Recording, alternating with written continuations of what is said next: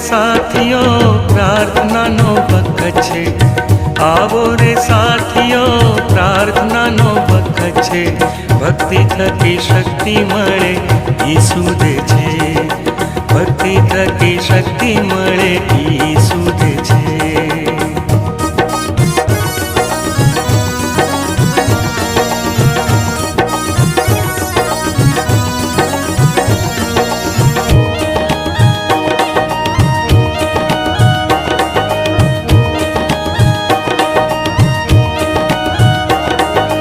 જીવનની નદીઓ ઈસુમાંથી વહે છે, જીવનની નદીઓ ઈસુમાંથી વહે છે, તેનું પાણી પીએ તેની તરસ મટે છે, તેનું પાણી પીએ તેની તરસ મટે છે.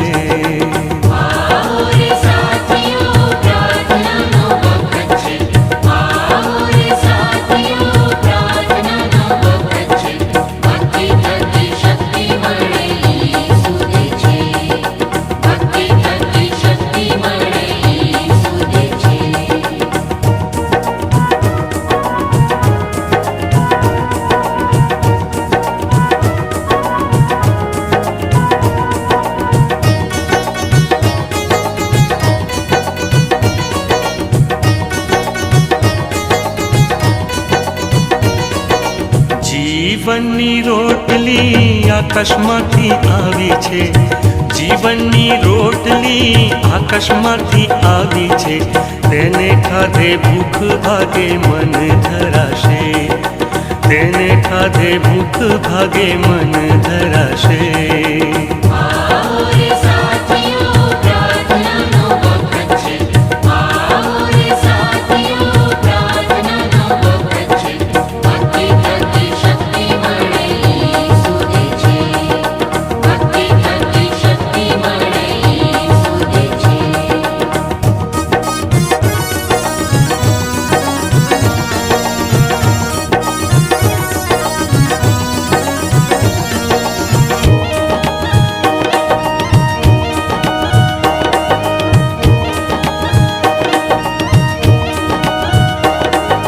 હે પ્રભુ ઈસુ તારા જેવા કરજે, હે પ્રભુ ઈસુ તારા જેવા કરજે, પાપ થકી છોડાવીને નવો જન્મ દે, પાપ થકી છોડાવીને નવો જન્મ દે.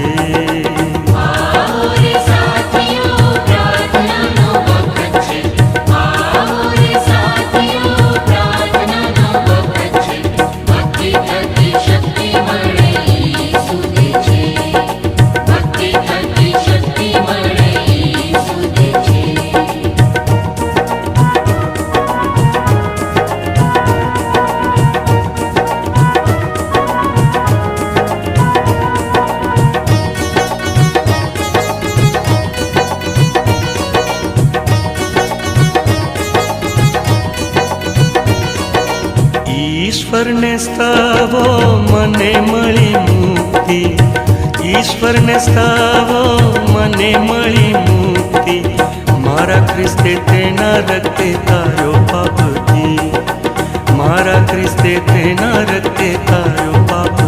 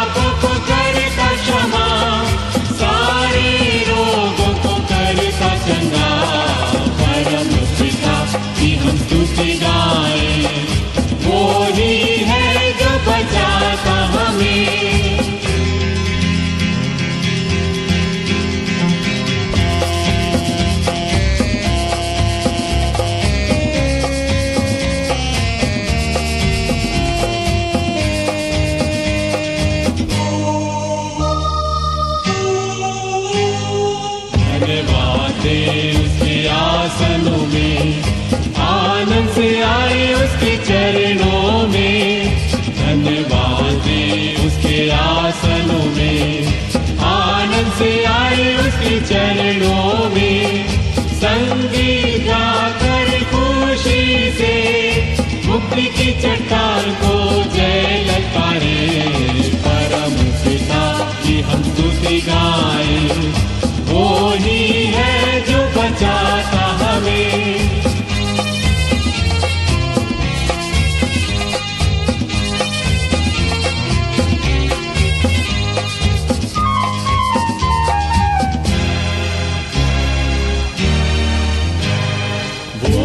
हमारा है परम पिता, तरस खाता है सर्व सदा। वो ही हमारा है परम पिता, तरस खाता है सर्व सदा। पूरब से पश्चिम है जितनी दूर, उतनी दूर ये हमारे गुनाह। परम पिता की हम स्तुति गाए, वो ही है जो बचाता हमें।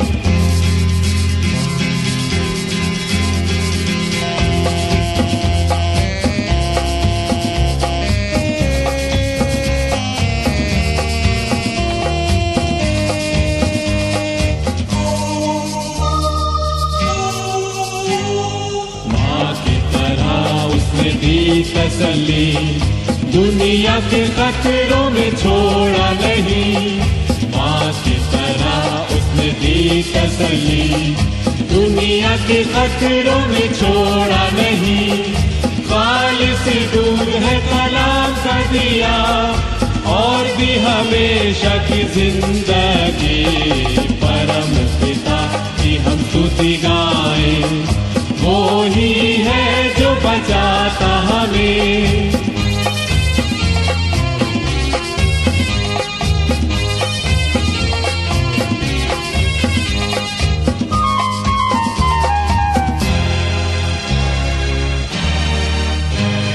चरवाहे की मानिंद ढूंढा उसने, पापों की कील से निकाला हमें।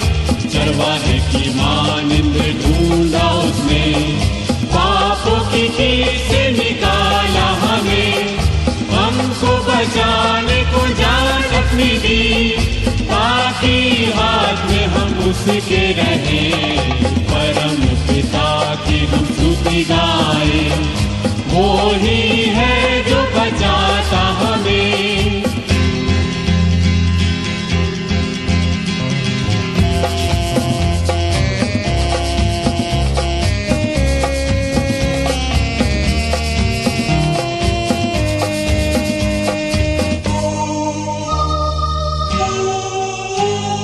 घोंसले को बार बार तोड़कर उसने चाहा किसी के हम उड़ना उसे।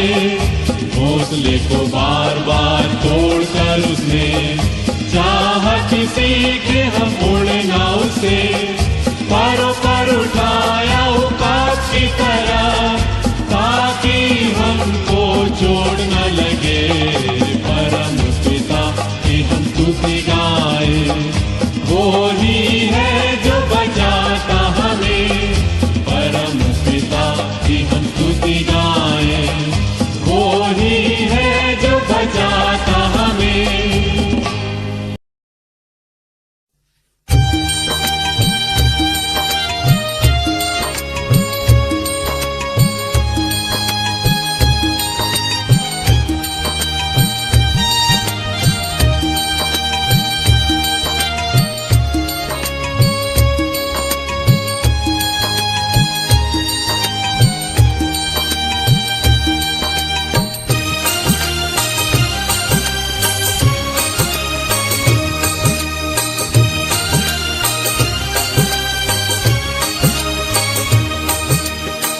ભાઈ મને ભાગ્ય મળ્યા છે, ઈસુ ગુરુ તારણહાર. ભાઈ મને ભાગ્ય મળ્યા છે, ઈસુ ઈસુ ગુરુ તારણહાર,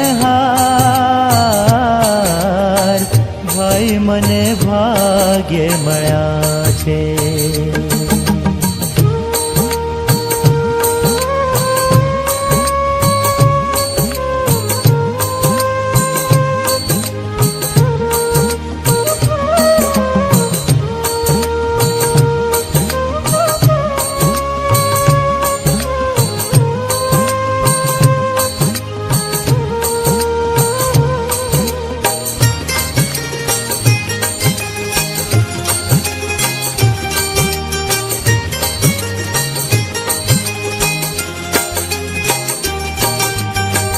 તન મન ધન મારા પ્રભુને અર્પું, તેની જાઉં બલિહાર.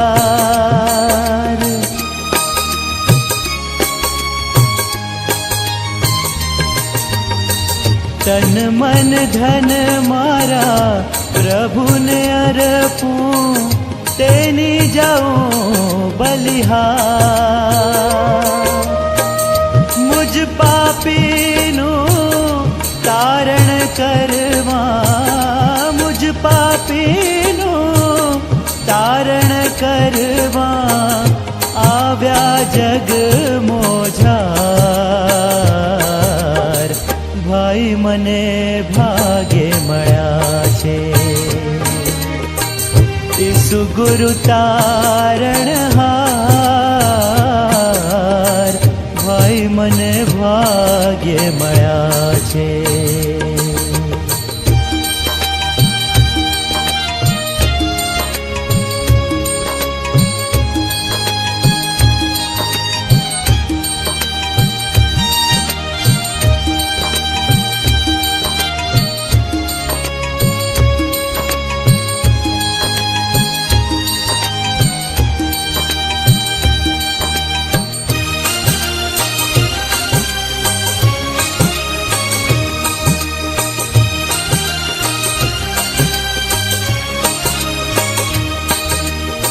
સ્વર્ગ છોડી પ્રભુ જગમાવ્યા, ટાળવા કલંક કેરો ભાર.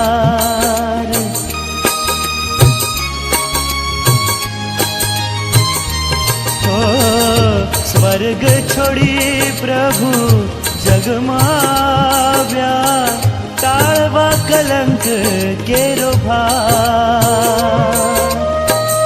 પાપી જગને દેખી દયાળે, પાપી જગને દેખી દયાળે, અનેક કીધા ઉપકાર. ભાઈ મને ભાગ્ય મળ્યા છે. ઈસુ ગુરુ તારણહાર, ભાઈ મને ભાગ્ય મળ્યા છે.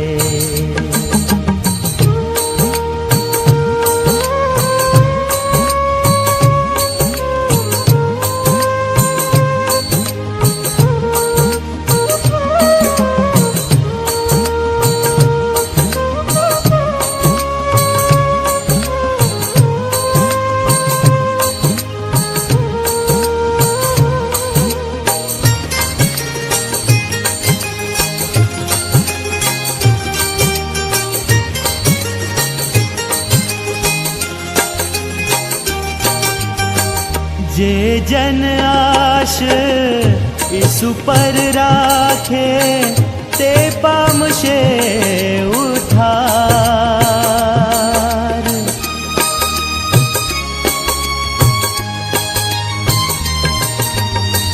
જે જન આશ ઈસુ પર રાખે, તે પામશે ઉદ્ધાર. કહે વિશ્વાસી ગુરુ ગુણ ગાય, કહે વિશ્વાસી ગુરુ ગુણ ગાય, ઈસુનો બોલો જયકાર. ભાઈ મને ભાગ્ય મળ્યા છે. ઈસુ ઈસુ ગુરુ તારણહાર, ભાઈ મને ભાગ્ય મળ્યા છે, ભાઈ મને ભાગ્ય મળ્યા છે, ભાઈ મને ભાગ્ય મળ્યા છે.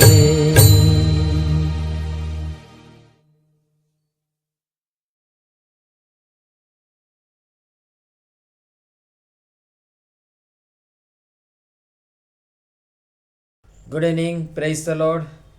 ઈશ્વરનો આભાર માનતા આવો 2025ના નવા વર્ષની આ પ્રથમ બાઇબલ સ્ટડીની શરૂઆત કરીએ. અને સૌ પ્રથમ ફરીને એકવાર આપ સર્વને 2025ના નવા વર્ષની ખૂબ સારી શુભેચ્છા અને સલામ પાઠવું છું.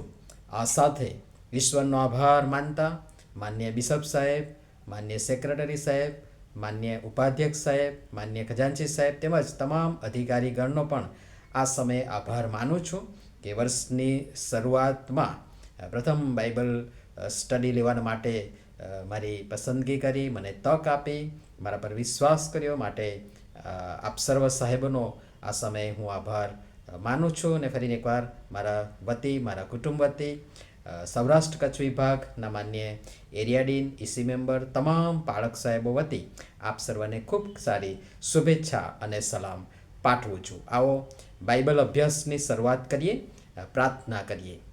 પવિત્ર, મહાન અને ગૌરવ ઈશ્વર, 2024ના વર્ષની ભેટને માટે અમે તમારો આભાર માનીએ છીએ. અને આખું વર્ષ પ્રભુ તમારી કૃપા દ્રષ્ટિ અમારી સાથે તમે રાખી અને પ્રભુ અમને માર્ગદર્શન, દોરવણી પૂરા પાડ્યા. તમારા વિવિધ સેવા કાર્યોમાં અમારો ભરપૂરીપણાએ ઉપયોગ કર્યો અને પ્રભુ અમને તમે આશીષિત કર્યા. અને જ તમારી કૃપા અને દયા થકી 2025ના નવા વર્ષમાં અમે પ્રવેશ પામ્યા છે અને આ સર્વતના દિવસોમાંથી અમે પસાર થઈ રહ્યા છે. અમે તમારો પુષ્કળ આભાર માનીએ છીએ. અત્યાર સુધીની તમારી સંભાળ, માર્ગદર્શન, દોરવણીને માટે પ્રભુ અમે તમને ધન્યવાદ આપીએ છીએ. અને એ જ તમારી કૃપા અને દયા પ્રભુ સતત તમારી સમક્ષતા, તમારી હાજરી તમારા સેવકો, તમારા પરિવારો સાથે પ્રભુ આ વર્ષમાં પણ તમે રાખો અને તમારા વિવિધ સેવા કાર્યોમાં અમ સર્વનો ભરપૂરીપણે ઉપયોગ કરો એવી ખાસ અમે પ્રાર્થનાની વિનંતી કરીએ છીએ. CNI ગુજરાત ડાયોસિસના નેજા હેઠળ ચાલતી આ ઓનલાઈન સેવાને તમે પુષ્કળ આશીર્વાદિત કરી રહ્યા છો એના માટે અમે તમને ધન્યવાદ આપીએ છીએ, આભાર માનીએ છીએ. અને આ વર્ષમાં પણ પ્રભુ તમારી કૃપા સતત સાથે રાખીને આ સેવાને વધતી ને વધતી તમે આશીર્વાદિત, જીવંત અને ફળવંત બનાવો. તમારા દાસ દાસીઓનો, સેવક સેવિકાઓનો, જુવાનોનો પ્રભુ તમે ભરપૂરીપણાએ ઉપયોગ કરો અને વિશ્વભરના પથરાયેલા તમામ તમારા બાળકોને આ એક ટેકનોલોજીના માધ્યમ દ્વારા પ્રભુ આ સેવા દ્વારા તમે જોડો અને તેઓની સાથે તમારા વચનો મારફતે વ્યવહાર કરો એવી ખાસ પ્રાર્થનાની વિનંતી કરતા આ સેવાને અને આ સેવામાં જોડાયેલા અમારા જે ટેકનિશિયનો છે, ટેકનિકલ ટીમ છે, એ તમામ જુવાનોને પણ પ્રભુ અમે તમારા હાથમાં સોંપીએ છીએ. પ્રભુ ઈસુના લીધે અમારી પ્રાર્થના સાંભળો અને સ્વીકાર કરો બાપ. આમીન.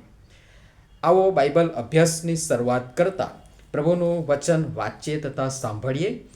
જૂના કરારમાં, પવિત્ર શાસ્ત્ર બાઇબલમાં જૂના કરારમાં નિર્ગમનનું પુસ્તક, તેનો 5મો અધ્યાય અને તેની 1થી 9 કલમ આપણે વાંચવા માંગીએ છીએ. પવિત્ર શાસ્ત્ર બાઇબલમાં જૂના કરારમાં નિર્ગમનનું પુસ્તક, તેનો 5મો અધ્યાય અને 1થી 9, ત્યાં ઈશ્વરનું વચન આ પ્રમાણે લખવામાં આવ્યું છે. ત્યાર પછી મૂસા તથા હારૂને આવીને ફારૂનને કહ્યું કે યહોવા ઇઝરાયલનો દેવ એમ કહે છે કે મારા લોકને અરણ્યમાં મારે સારું પર્વ પાડવા માટે જવા દે. ત્યારે ફારૂને કહ્યું કે યહોવા કોણ છે કે હું તેની વાણી માનીને ઇઝરાયલ પુત્રોને જવા દઉં? હું યહોવાને ઓળખતો નથી અને વળી હું ઇઝરાયલને જવા પણ નહીં દઉં. અને તેઓએ કહ્યું કે હિબ્રુઓના દેવનો અમને મેળાપ થયો છે. અમારા દેવ યહોવાને માટે યજ્ઞ કરવા સારું 3 દિવસની મજલ જેટલે અરણ્યમાં અમને જવા દે. રખેને તે મરકી કે તરવાર રૂપે અમારા ઉપર આવી પડે. ત્યારે મિસ્રના રાજાએ તેઓને કહ્યું કે મૂસા તથા હારૂન, તમે લોકોને તેઓના કામથી કેમ ખોટી કરો છો? તમે તમારી વેટ કરવા જાઓ. અને ફારૂને કહ્યું, જુઓ, હાલ આ દેશના માણસો ઘણા થયા છે ને તમે તેમને તેમની વેટથી વિસામો ખવડાવો છો. અને ફારૂને તે જ દિવસે લોકોના મુકાદમોને તથા તેઓના ઉપરીઓને હુકમ કર્યો કે તમારે એ લોકોને પહેલાંની પેઠે ઈંટો પાડવા સારું પરાળ આપવું નહીં. તેઓ જઈને પોતાને માટે પરાળ વીણી ભેગું કરે, પણ તેઓ આજ સુધી જેટલી ઈંટો પાડતા હતા તેટલી જ ઈંટો પાડવાની તેમને ફરજ પાડો. તેમાંથી કંઈ કમી કરશો નહીં, કેમ કે તેઓ આળસુ છે. એથી તેઓ પોકાર કરીને કહે છે કે અમારા દેવની આગળ યજ્ઞ કરવા સારું અમને જવા દો. તે માણસોને માથે વધારે સખત કામ નાખો કે તેમાં તેઓ મથ્યા કરે ને જૂઠી વાતો ગણકારે નહીં. આ ઈશ્વરનું જીવતું અને પવિત્ર વચન છે. અને ઈશ્વર પિતા તેમના વાંચેલા સાંભળેલા વચનો પર પુષ્કળ આશીષ આપો. બીજા પણ કેટલાક અધ્યાયોમાંથી કેટલાક વચનો આપણે સાથે મળીને જોવાના માટે પ્રયાસ કરીશું. આગળ વધીએ એ પહેલાં પ્રભુની પાસે સહાય અને મદદ માંગીએ, પ્રાર્થના કરીએ. જીવનના સ્વામી અને અમારા પ્રભુ, તમારી કૃપાથી આ બાઇબલ અભ્યાસ કરવા માટે પ્રભુ તમે અમને એકત્ર કર્યા છે. ત્યારે પ્રભુ આ સંગતને તમારા પ્રેમાળ હાથમાં સોંપીએ છીએ. તમારું વચન જે માર્મિક છે, ગૂઢ છે, રહસ્યમય છે, અમારી સમજણ શક્તિથી પર છે, પરંતુ પ્રભુ તમે તમારી કૃપામાં પવિત્ર આત્માના સામર્થ્યમાં પરાક્રમથી વિસ્તૃત કરીને એ બાબતો અમારી આગળ સમયે સમયે ખોલો છો, પ્રગટ કરો છો, મૂકો છો અને અમને બતાવો છો, સમજાવો છો. અને તેથી એ જ અપેક્ષા સાથે પ્રાર્થના સહિત વિશ્વાસ કરતા પ્રભુ અમે તમારી તરફ દ્રષ્ટિ કરીએ છીએ, અમારા હાથ ઊંચા કરીએ છીએ, અમારું હૃદય ઊંચું કરીએ છીએ અને અમે તમને વિનંતી કરીએ છીએ કે તમે પોતે અમને આ વચનોમાંથી પ્રભુ શીખવો અને પ્રભુ જ્ઞાન બુદ્ધિ ઢાપણ આપો, હિંમત આપો, સામર્થ્યથી વિસ્તૃત કરો. તમારા હાથમાં સોંપાય છે. પ્રભુ ઈસુના લીધે અમારી પ્રાર્થના સાંભળોને સ્વીકાર કરો બા. આમીન. ફરી એકવાર પ્રભુ ઈસુ ખ્રિસ્તના સુમધુર નામમાં આપ સર્વનો આજની બાઇબલ સ્ટડીમાં પ્રેમપૂર્વક આવકાર કરું છું. અને આપ સર્વ અમારા માટે પ્રાર્થના કરો છો, અમને કોમેન્ટ દ્વારા, ફોન દ્વારા, મેસેજ દ્વારા ઉત્તેજન આપો છો, હિંમત આપો છો. એના માટે આપ સર્વનો પુષ્કળ આભાર માનીએ છીએ.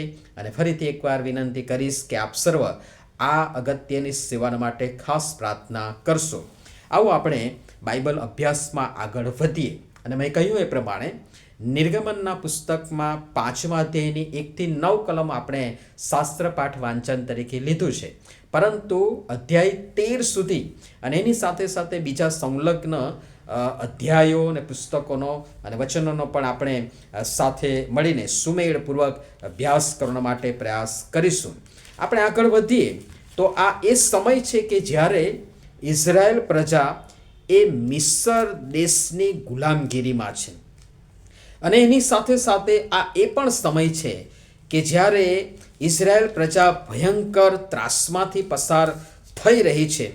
અને સાથે સાથે આ એ પણ સમય છે કે જ્યારે મૂસા જેવા આગેવાનને તૈયાર કરીને આ પ્રજાને મિસર દેશની ગુલામગીરીમાંથી પોતાના વતન, પોતાના દેશ, એ દૂધમધની રેલછેલવાળા દેશમાં ઈશ્વર લઈ જવા માંગે છે. અને એ અનુસંધાનમાં મૂસાને આગેવાની સોંપવામાં આવે છે.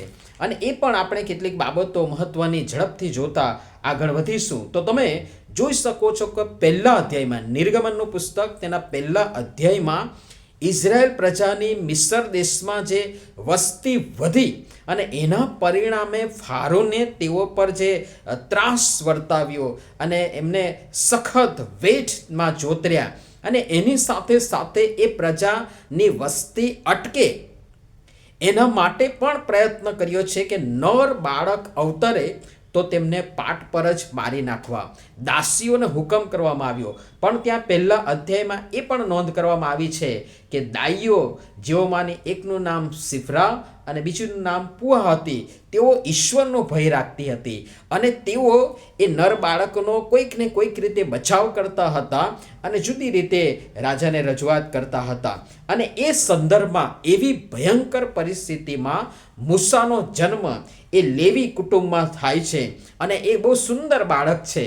અને તેથી આપણે આગળ જોયું છે કે તેને રાખી મૂકવાના માટે તેઓએ ઘણો પ્રયાસ કર્યો, પણ પછી તેઓ 3 માસ સુધી તેને સંતાડી રાખી શક્યા. પણ પછી બાળક છે આનંદ કરે, કિલ્લોલ કરે, રડે, હસે અને એ કદી છૂપું નહીં રહી શકે.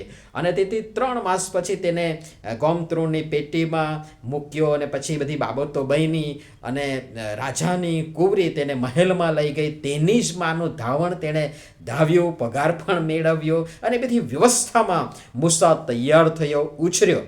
પણ પછી એ મોટો થયા પછી બહાર નીકળે છે અને પછી પોતાના એક ભાઈને મિસ્રી ને મારતો, જુલમ ગુજારતો તેને જુએ છે અને તેને અનુકંપા થાય છે અને મિસ્રીને મારે છે, મારી નાખે છે. અને પછી જે પ્રસંગ બને છે એને ત્યાંથી ભાગી જવું પડે છે. અને પછી સિપ્પોરા ની સાથે તેના લગ્ન થાય છે, કુટુંબ થાય છે અને પછી એ બધી બાબતો આપણે જોઈ શકીએ છીએ. પણ 3 અધ્યાયની એક બહુ જ અગત્યની કલમ તમારી આગળ મૂકવા માંગુ છું. શરૂઆતમાં નિર્ગમનનું પુસ્તક તેનો 3 અધ્યાય ને તેની 12મી કલમ, ત્યાં લખ્યું છે, ત્યારે તેણે કહ્યું કે હું નિશ્ચય તારી સાથે હોઈશ. મૂસાને ઈશ્વર તૈયાર કરી રહ્યા છે અને મૂસાને એ બળતા ઝાડમાં દર્શન પણ ઈશ્વર આપે છે, એની સાથે વાર્તાલાપ પણ કરે છે અને તેને જવાબદારી પણ સોંપે છે કે ચાલ મિસ્રમાંથી મારા લોક ઇઝરાયલ પુત્રોને કાઢી લાવવા માટે હું તને ફારૂન પાસે મોકલું છું. અને મૂસાએ જો કે થોડીક દલીલો કરી, પણ એના સંદર્ભમાં 12મી કલમમાં ઈશ્વર કહે છે કે ત્યારે તેણે કહ્યું કે હું નિશ્ચય તારી સાથે હોઈશ અને મેં તને મોકલ્યો છે. તેનું પ્રમાણ તારે માટે એ થશે કે જ્યારે આ લોકોને તું મિસ્રમાંથી કાઢી લાવે ત્યારે તમે આ પર્વત પર દેવનું ભજન કરશો. બહુ ગજબનું છે, બહુ ઊંડો વિચાર ત્યાં મૂકવામાં આવ્યો છે અને એને થોડા ઊંડા ઉતરીને જોશો તો ખબર પડશે. ફરીથી વાંચીશ કે તેનું પ્રમાણ મેં તને મોકલ્યો છે, તેનું પ્રમાણ તારે માટે એ થશે કે જ્યારે તે લોકોને તું મિસ્રમાંથી કાઢી લાવે, મિસ્ર દેશની એક કારમી, ઘાતકી, ક્રૂર ગુલામગીરીમાંથી કાઢી લાવે ત્યારે તમે આ પર્વત પર દેવનું ભજન કરશો. હવે આપણા સંદર્ભમાં થોડો વિચાર કરી લઈએ. જે વિષય હું આપવા માંગુ છું એ તો એ છે કે મિસ્રનો પ્રભાવ કે દેવનો પ્રભાવ. ફારૂન કે જે રોકનાર, ઈશ્વરનું ભજન કરતા રોકનાર વ્યક્તિ છે, તેના પ્રભાવ હેઠળ છે કે પછી ઈશ્વરનું ભજન અને તેને પ્રાધાન્ય આપનાર એ પ્રભાવ હેઠળ આપણે છીએ.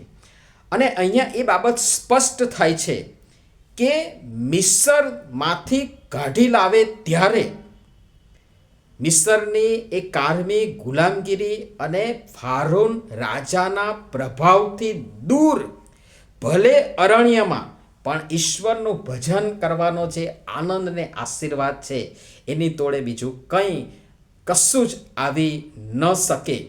અને જો હું ઈશ્વરનું ભજન કરતા પોતાની જાતને રોકી રાખું છું, અટકાવું છું અથવા તો અટકાવનાર વ્યક્તિ, વસ્તુ, બાબતના પ્રભાવ હેઠળ આવીને તેને પ્રાધાન્ય આપીને, તેને પ્રાયોરિટી આપીને, તેને પ્રથમ સ્થાન આપીને ઈશ્વર અને ઈશ્વરીય જે બાબતો છે, ઈશ્વરનું ભજન જે છે, આત્મિક બાબતો છે, સંગત જે છે, ઈશ્વર સાથેની, ઈશ્વરના લોક સાથેની સંગતનો આનંદ ને આશીર્વાદ હું ગુમાવું છું, એક તક જતી કરું છું.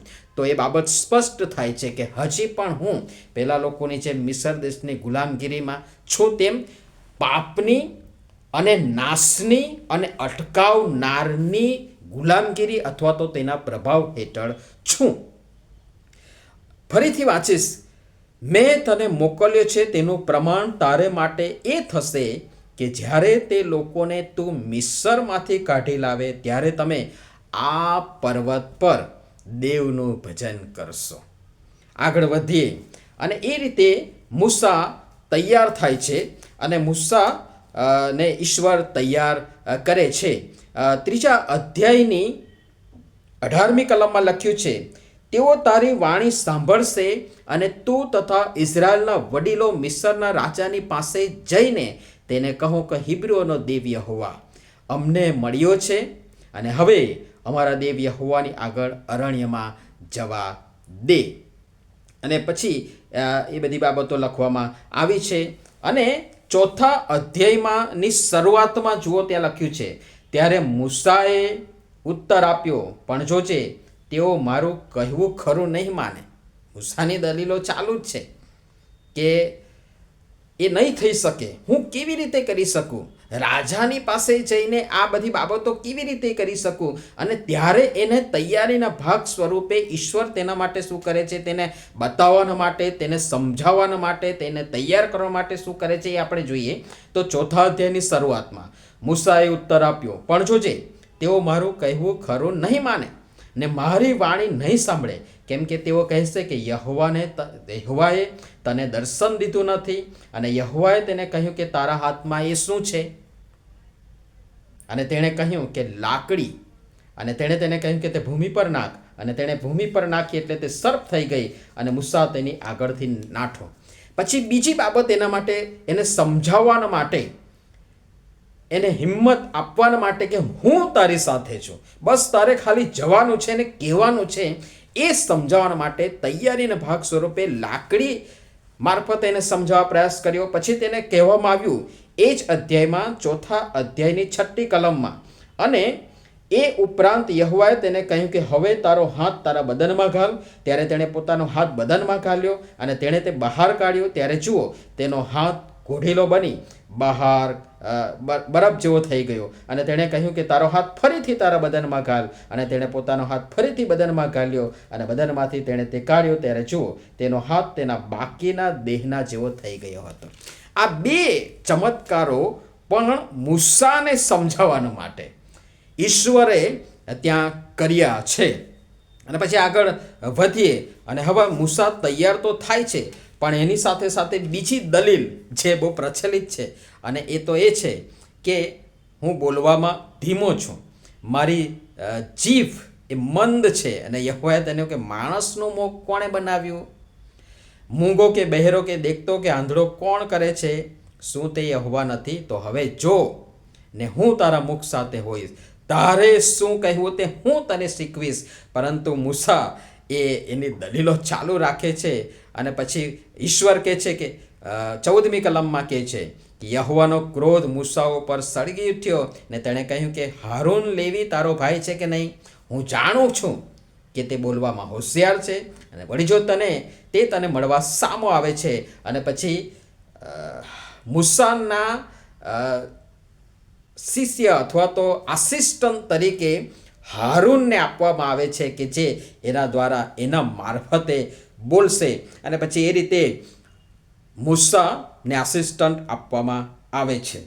હવે 20મી કલમ, 4 અધ્યાયની 20મી કલમ પણ બહુ અગત્યની છે. ત્યાં લખ્યું છે, મૂસા પોતાની સ્ત્રી તથા પોતાના પુત્રોને લઈને તેમને ગધેડા ઉપર બેસાડીને મિસ્રમાં પાછો ગયો. અને મૂસાએ પોતાના હાથમાં દેવની લાકડી લીધી. જ્યારે ઈશ્વર મૂસાને સમજાવે છે, તેની દલીલોનો જવાબ આપે છે, ત્યારે એ સમજાવવા માટે ઈશ્વરે તેને કહ્યું કે તારા હાથમાં શું છે? અને એના હાથમાં તો મૂસાની પોતાની લાકડી હતી. અને એ લાકડી દ્વારા ઈશ્વરે ત્યાં ચમત્કાર કર્યો અને સાપ બની ગયો અને ફરીથી સાપમાંથી લાકડી થઈ ગઈ. પણ અહીંયા જુઓ શબ્દો આખા બદલાઈ જાય છે. શું કહે છે? મૂસાએ પોતાના હાથમાં દેવની લાકડી લીધી. જ્યારે આપણે ઈશ્વરને માટે, ઈશ્વરના સેવા કાર્યોને માટે, મંડળીના બાંધકામને માટે, લોકોના બાંધકામને માટે, લોકોને એકત્ર કરવાના માટે, લોકોના સેવા, મંડળીના સેવા કાર્યોને માટે આપણી પોતાની જાતને ઉપલબ્ધ કરાવીએ છીએ. એ આપણી સમૃદ્ધિ હોય, એ આપણા તાલંતો હોય, એ આપણા કૃપાદાનો હોય, ઈશ્વર આપણને જે કંઈ પણ આપ્યું છે, નાનામાં નાની બાબતને પણ જ્યારે ઈશ્વરના હાથમાં આપણે સોંપી દઈએ છીએ ત્યારે એ દેવની બની જાય છે. અને એ દેવની જે મૂસાની લાકડી, એ અત્યારે આપણે જોઈ શકીએ કે દેવની લાકડી બની ગઈ. અને એના દ્વારા ઈશ્વર મૂસા મારફતે ફારૂનની સમક્ષ અને મિસ્રીઓની આગળ કેવા ભયંકર અને મોટા ચમત્કારો કરે છે એ આપણે જાણીએ છીએ. અને આગળ વધીએ, આપણા શાસ્ત્ર ભાગમાં આવીએ 5મા અધ્યાયની શરૂઆતમાં. ત્યાર પછી મૂસા તથા હારૂને આવીને ફારૂનને કહ્યું. સાવ સામાન્ય લોકો, મૂસા અને હારૂન પણ ઈશ્વરની આજ્ઞા માની, પ્રથમ બીધા, દલીલો કરી, રજૂઆતો કરી, પણ ઈશ્વરે તેમને તૈયાર કર્યા. અને આ બંને જણા હવે ફારૂન રાજા, મિસરના રાજા ફારૂનની પાસે સમક્ષ તેઓ હાજર થાય છે. અને તેઓ ત્યાં લખ્યું છે પ્રમાણે, ત્યાર પછી મૂસા તથા હારૂને આવીને ફારૂનને કહ્યું કે યહોવા ઇઝરાયલનો દેવ યહોવા કહે છે, એમ કહે છે કે મારા લોકને અરણ્યમાં મારે સારું પર્વ પાડવા માટે જવા દે. અને ત્યારે ફારૂને કહ્યું કે યહોવા કોણ છે કે હું તેની વાણી માનીને ઇઝરાયલ પુત્રને જવા દઉં? હું યહોવાને ઓળખતો નથી, અને વળી હું ઇઝરાયલને જવા પણ નહીં દઉં. આ જ મુખ્ય બાબતો છે. ઈશ્વરનું ભજન કરતા રોકનારી બાબતો, વસ્તુઓ, વ્યક્તિઓ પણ પ્રતિકાર સ્વરૂપે, પ્રતિભાવ સ્વરૂપે આપણને પ્રશ્ન કરશે કે યહોવા કોણ છે?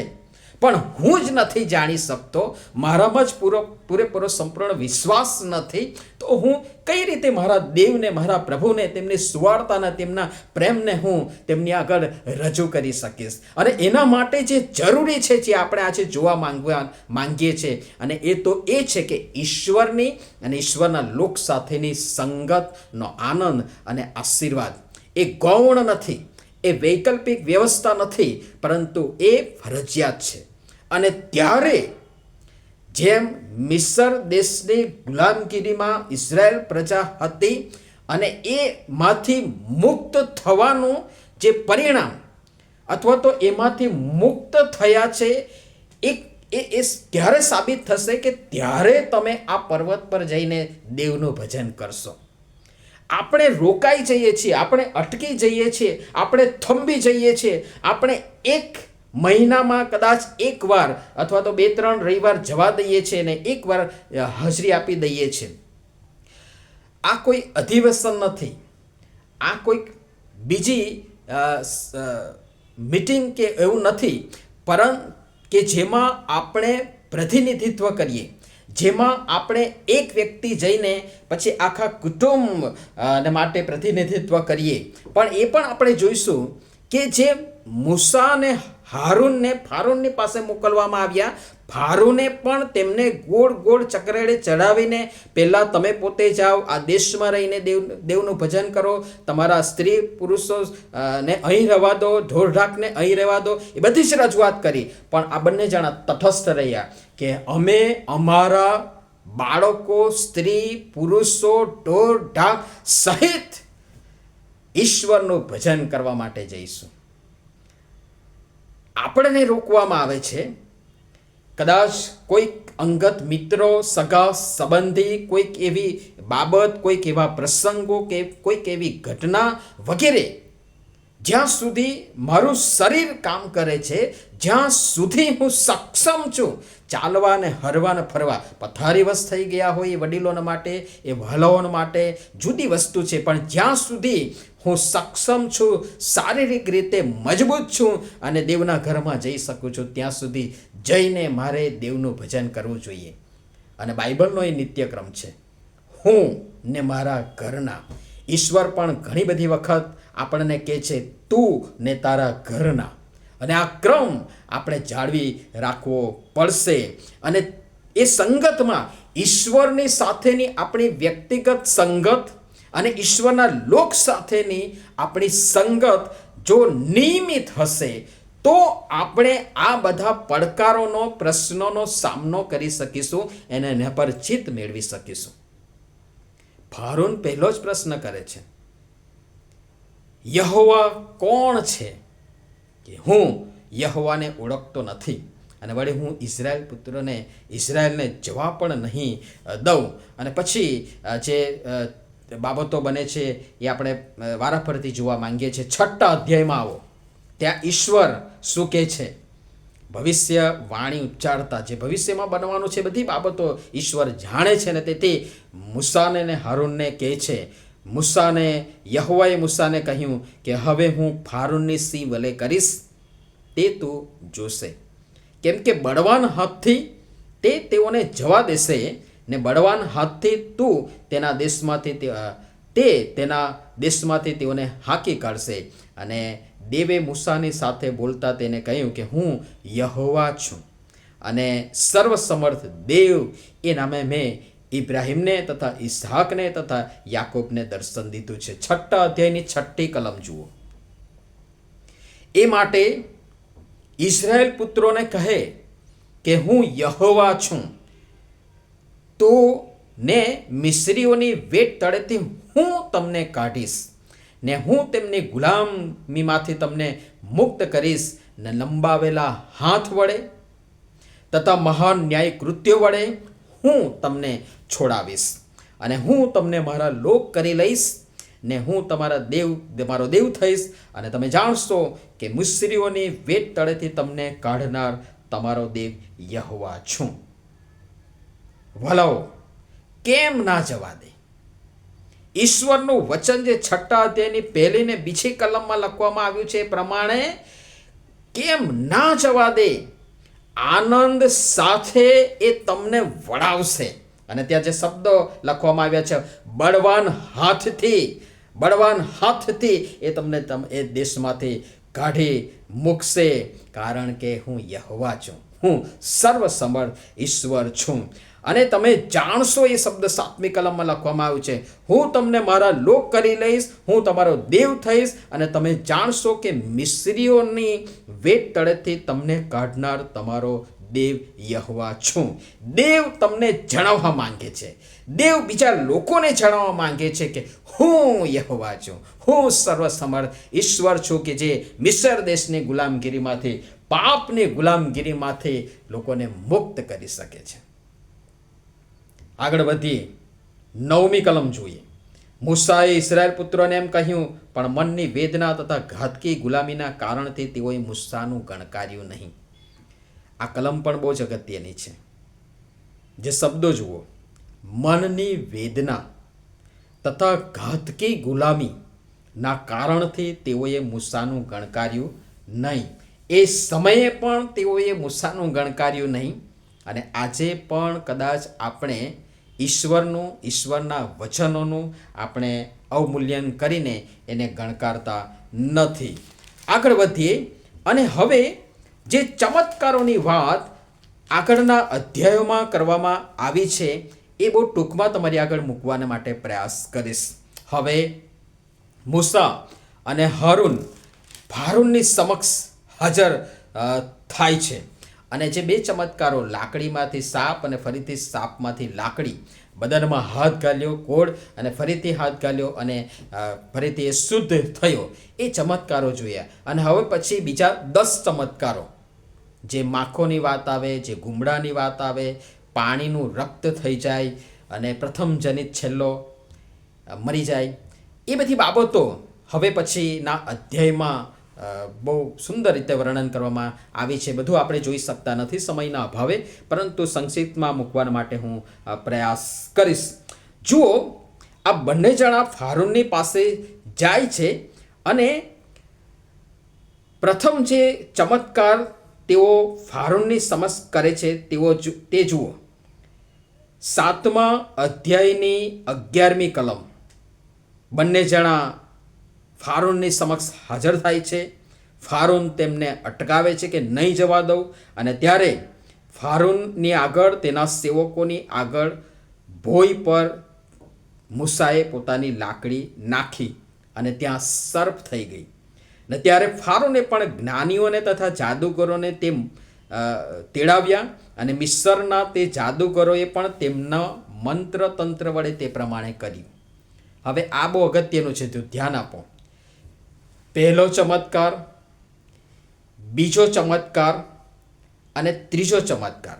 પહેલો ચમત્કાર જે ફરીથી લાકડીમાંથી સાફ થઈ ગયું, અને ત્યારબાદ બીજો ચમત્કાર છે કે બધા પાણી એ રક્તમાં બદલાઈ ગયા. આ બે ચમત્કારો સુધી ફારૂને પોતાના જ્ઞાનીઓ, જાદુગરો વગેરેને તેડાવ્યા ને એ પ્રમાણે તેઓએ પણ કર્યું. તેઓએ પણ લાકડી નાખી અને સાપ બની ગયો. તેઓએ પણ પાણીનું રક્ત બનાવ્યું અને એ થયું. પરંતુ 8મા અધ્યાયમાં જ્યાં ત્રીજી વાર મૂસા અને ફારૂનની આગળ હાજર થાય છે, ત્યારે જુઓ એ બંને જણાએ જે કર્યું છે અને ત્યાં આખી પરિસ્થિતિ બદલાઈ જાય છે. મારા લોકોને અરણ્યમાં દેવનું ભજન કરવા માટે જવા દે. અને 8મા અધ્યાયની 15મી કલમમાં લખ્યું છે, ફારૂને જોયું કે છૂટકો મળ્યો છે. જે પહેલી બે બાબતો કરી એમાંથી છૂટકો મળ્યો છે, ત્યારે યહોવાના કહ્યા મુજબ ફારૂને પોતાનું હૃદય હઠીલું કરીને તેઓનું માન્યું નહીં. અને ત્યારે ત્રીજા ચમત્કારની ત્યાં શરૂઆત થાય છે. જુઓ 17મી કલમ, 16મી કલમ. અને યહોવાએ મૂસાને કહ્યું કે હારૂનને કહે કે તું તારી લાકડી લંબાવીને ભૂમિની ધૂળ પર માર, કે આખા મિસર દેશમાં તેઓની જુઓ થઈ જાય. અને તેઓએ તે પ્રમાણે કર્યું. અને હારૂને લાકડી લઈને પોતાનો હાથ લાંબો કરીને ભૂમિની ધૂળ પર મારી, એટલે માણસોને તથા ઢોર ઢાકને જુઓ પડી. આખા મિસર દેશમાં ભૂમિની તમામ ધૂળની જુઓ થઈ ગઈ. અને 18મી કલમ બહુ જ અગત્યની. 8મો અધ્યાય, નિર્ગમન 8 અને 18મી કલમ. અને જાદુગરોએ પણ તેઓના મંત્ર તંત્ર વડે જુઓ પેદા કરવાનું કર્યું, પણ તેઓ કરી શક્યા નહીં. અને માણસોને તથા ઢોર ઢાકને જુઓ પડી. 19મી કલમ. ત્યારે જાદુગરોએ, બહુ જ અગત્યની કલમ, ત્યારે જાદુગરોએ ફારૂનને કહ્યું કે એમાં તો દેવની આંગળી છે. હાલેલુયા. જાદુગરો અને અન્ય શૈતાન અને તેના અપદૂતોના પ્રભાવ હેઠળ જીવતી વ્યક્તિઓ પણ કરી શકે છે, પણ તેમની મર્યાદાઓ છે. અને અહીંયા આપણે જોઈ શકીએ છીએ કે એમની મર્યાદા, એમની હદ એ સીમિત થઈ જાય છે. અને તેની સાથે સાથે તેઓ કબૂલ પણ કરે છે કે એમાં તો દેવની આંગળી છે. આપણે એક પ્રયત્ન કરીએ છીએ, બે પ્રયત્ન કરીએ છીએ, વધીને કદાચ 3 પ્રયત્ન કરીએ છીએ, અને પછી આપણું કામ પડતું મૂકી દઈએ છીએ. મૂસા અને હારૂનને જુઓ, અને એ પણ ગમે તેવી સામાન્ય વ્યક્તિ નહીં, પરંતુ ફારૂન રાજાની સમક્ષ તેઓ વારંવાર ઈશ્વરની આજ્ઞા માનતા અને પાળતા પોતાના લોકને એ મિસર દેશની ગુલામગીરીમાંથી છોડાવીને ઈશ્વરનું ભજન કરવા માટે લઈ જવા માટે આગેવાની આપે છે. અને સતત તેઓ ફારૂનની સમક્ષ જયા કરે છે. અને અહીંયા એક આશાનું કિરણ દેખાય છે. હવે જાદુગરોની અને જે મંત્ર તંત્ર જાણનાર જે જ્ઞાની લોકો છે, એમની હદ આવી જાય છે, એમની મર્યાદા આવી જાય છે, એ લોકો સમેટાઈ જાય છે. અને એની સાથે સાથે તેઓ કબૂલ પણ કરે છે કે આમાં તો દેવની આંગળી છે. અને યહોવાના કહ્યા મુજબ ફારૂનનું હૃદય હઠીલું થયું ને તેણે તેમનું કહ્યું માન્યું નહીં. અને આગળ આપણે ઝડપથી વધીએ. હવે જે બદલાવ આવે છે એ તમારી આગળ મૂકવા માંગુ છું. 8મા અધ્યાયની 25મી કલમ જુઓ, જ્યાં માખીઓનો ચમત્કાર થઈ જાય છે. અને પછી ફારૂન થોડો નરમ બને છે. અને 25મી કલમમાં એના દર્શન તમે કરી શકો છો કે એમાં જે નરમાઈ આવી છે જે જુઓ. ફારૂને મૂસા તથા હારૂનને તેડાવીને કહ્યું કે તમે જાઓ, પહેલાં તો જવાનું નથી જ, કોઈ જવાનું નથી, પરંતુ હવે એ થોડોક નમ્યો છે. શું કહે છે કે તમે જાઓ અને આ દેશમાં તમારા દેવને સારું યજ્ઞ કરો. ત્યાં અરણ્યમાં 3 મજલ જેટલે જવાની કોઈ જરૂર નથી. તમે જાઓ, ભજન કરો, પણ આ દેશમાં રહીને ભજન કરો, બહાર નહીં, ઈશ્વરના કહ્યા પ્રમાણે નહીં. હું ને તમે ઘણી બધી વખત આ પ્રભાવ હેઠળ આવીએ છીએ. ઘણી બધી વ્યક્તિઓ આપણને ઈશ્વરનું ભજન કરવાનું જે ચોક્કસ સ્થળ છે, સ્થાન છે, સમય છે, એમ કરતા ને જતાં આપણને રોકે છે. અને ઘણા એમ પણ કહે છે ને કે હું તો ઘરે જ દેવનું ભજન કરી લઈશ, પ્રાર્થના કરી લઈશ, બાઇબલ વાંચન કરી લઈશ. અને પાછું હવે તો ટેકનોલોજીનો જમાનો છે, અદ્યતન જમાનો છે, એટલે હાથ વગા તમને જાત જાતના સંદેશા અને ભક્તિ સભાઓ મળશે. એ પણ આશીર્વાદ છે, પરંતુ એ જે ઈશ્વરના લોક સાથેની જે સંગત જે છે એનું સ્થાન ન લઈ શકે. એ લોકોના માટે છે કે જેઓ મુસાફરીઓમાં હોય છે, જેઓ પથારીવશ હોય છે, જેઓ બહુ જ જવલ્લે, જેઓ ભક્તિ સભામાં અથવા તો પ્રભુના ઘરમાં પ્રભુના લોકો સાથેની સંગત માણી નથી શકતા, એમના માટે એ આશીર્વાદરૂપ છે. એનો મતલબ એ નથી કે આપણે જે સંગત છે એને આપણે પડતી મૂકીએ. આ બહાનું જુઓ, આ દેશમાં બહાર જવાની જરૂર નથી. આ ઘરમાં બધું છે જ ને. ઘરમાં રહીને આપણે એકલા ભજન કરી શકીએ છીએ, પ્રાર્થના કરી શકીએ છીએ, પ્રભુનું વચન વાંચી શકીએ છીએ. અને ફારોને પણ એ જ ચાલાકી કરી કે તમે જાઓ, બરાબર છે, કરો, વાંધો નહીં, ઈશ્વરનું ભજન કરો, પણ તમારા ઘરમાં બાઇબલ વાંચો, પ્રાર્થના કરો, અહીં દેશમાં રહીને. એટલે ફારોને એ ચાલાકી કરી, પણ મૂસાએ અને ફારોને તેને જવાબ આપ્યો કે અમે અમારા ઈશ્વરના કહ્યા પ્રમાણે જ એ પ્રમાણે કરીશું. અને તેઓ પછી ત્યાંથી નીકળી જાય છે. પછી 9મા અધ્યાયમાં બીજી બાબત બનતી આપણે જોઈ શકીએ છીએ કે ફારોને માણસ મોકલીને તપાસ કરાવી. તો જુઓ, ઇઝરાયેલના ઢોરમાંથી એક પણ મર્યું નહોતું. મરકી આવે છે અને એ રીતે મરકી થાય છે. પછી ગુમડાની વાત આવે છે અને ગુમડા થયા પછી પાછા સારું થઈ જાય છે. અને ત્યારબાદ પણ ફારોન માનતો નથી. અને 13મી કલમમાં લખવામાં આવ્યું છે કે યહોવાએ મૂસાને કહ્યું કે સવારે વહેલો ઉઠીને ફારોનની આગળ ખડો થા અને તેને કહે કે હિબ્રુઓનો દેવ યહોવા એમ કહે છે કે મારા લોકોને મારી સેવા કરવા માટે જવા દે, કેમ કે આ વેળાએ મારા સઘળા અનર્થો હું તારા હૃદય ઉપર તથા તારા સેવકો પર તથા તારી પ્રજા ઉપર મોકલીશ. એ માટે કે તું જાણે કે આખી પૃથ્વીમાં મારા જેવો કોઈ નથી. રોકનારા, અટકાવનારા એ મિસ્રીઓ ને ફારોન રાજા છે એવી વ્યક્તિઓ, વસ્તુઓ અને બાબતો મિત્રો ઘણી છે. તમને પ્રોત્સાહન આપનારા, તમને પ્રાર્થના સહિત આજીજી અને હૃદયથી મનને મોકલનારા બહુ જ ઓછા હશે. અને તેથી જે રોકે છે અને જેઓ અટકાવનારા છે એમની ઓળખ એ વસ્તુ પણ હોઈ શકે, વ્યક્તિઓ પણ હોઈ શકે અને બાબત પણ હોઈ શકે છે. અને તેથી તેની ઓળખ આપણે કરી લેવાની જરૂર છે. ગુમડા પછી બીજા પરાક્રમ ત્યાં કરવામાં આવે છે અને તે તો કરા પડવાની વાત આવે છે. અને તો પણ એ દુષ્ટ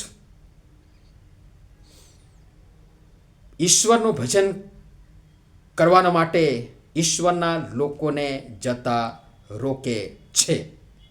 33મી કલમ, 9મા અધ્યાયની 33મી કલમમાં લખવામાં આવ્યું છે, મૂસાએ ફારૂનની પાસેથી નગર બહાર જઈને યહોવાની ગમ પોતાના હાથ પ્રસાર્યા, તેથી ગર્જના તથા કરા બંધ પડ્યા.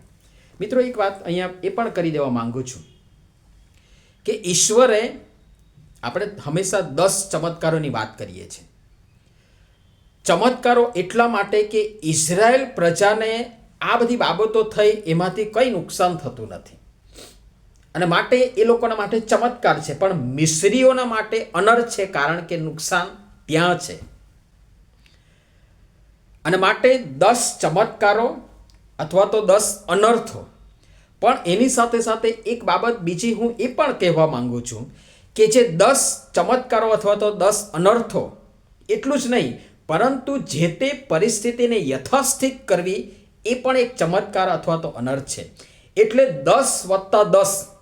માનો કે માખીઓ આવી તો માખીઓને પાછી બંધ કરવી, ગુમડા થયા તો ઈશ્વરને વિનંતી કરીને ગુમડામાંથી લોકો સાજા થયા, તીડ આવ્યા અને પછી પાછા તીડો જતા રહ્યા. એટલે યથાસ્થિત કરવું એ પણ એક ચમત્કાર અથવા તો અનર્થ કહી શકીએ. અને તેથી 10 નહીં પરંતુ 20 બાબતો બનતી અહીંયા આપણે જોઈ શકીએ છીએ. અને તેથી હાલમાં વર્તમાનમાં મોટા ભાગના લોકો એ ફારોનની સત્તા નીચે છે, કે જે ઈશ્વરનું ભજન કરતા, ઈશ્વરની અને ઈશ્વરના લોક સાથેની સંગતમાં રહેતા લોકોને અટકાવે છે, દેવનું ભજન કરવા દેવા જતા નથી. 34મી કલમ, 9મા અધ્યાયની 34મી કલમ. ફારોને જોયું કે વરસાદ તથા કરા તથા ગર્જના બંધ પડ્યા, ત્યારે તેણે તથા તેના સેવકોએ અધિક પાપ કરીને પોતાના હૃદય હઠીલા કર્યા, અને ફારોનનું હૃદય હઠીલું થયું. અને જેમ યહોવાએ મૂસાની હસ્તક કહ્યું હતું તેમ ફારોને ઇઝરાયલ પુત્રોને જવા દીધા નહીં. અને પછી તીડની વાત આવે છે 10મા અધ્યાયમાં. તીડની વાત આવે છે 7મી કલમથી આગળ આપણે જોઈશું. ત્યાં લખ્યું છે 10 અને 7. ફારોનના સેવકોએ તેને કહ્યું કે ક્યાં સુધી આ માણસ અમને ફાંસરૂપ થઈ પડશે. આગળના અધ્યાયમાં આપણે જોયું કે જ્યાં 2 ચમત્કારો પછી એ લોકો સીમિત થઈ ગયા, મર્યાદિત થઈ ગયા, અને તેમણે કબૂલ કર્યું કે આમાં દેવની આંગળી છે. એ જ લોકો હવે વધતા ને વધતા ચમત્કારો અથવા તો અનર્થ થતા જોઈને અને પોતાના દેશને, પોતાના લોકોને નુકસાન થતું જોઈને ફારોનને કહે છે. શું કહે છે?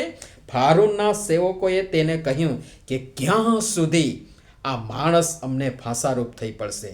લોકોને તેઓના દેવ યહોવાની સેવા કરવા માટે જવા દે. હવે તો એ લોકો ફારોનની સમક્ષ રજૂઆત કરવા માંગ્યા કે લોકોને જવા દે.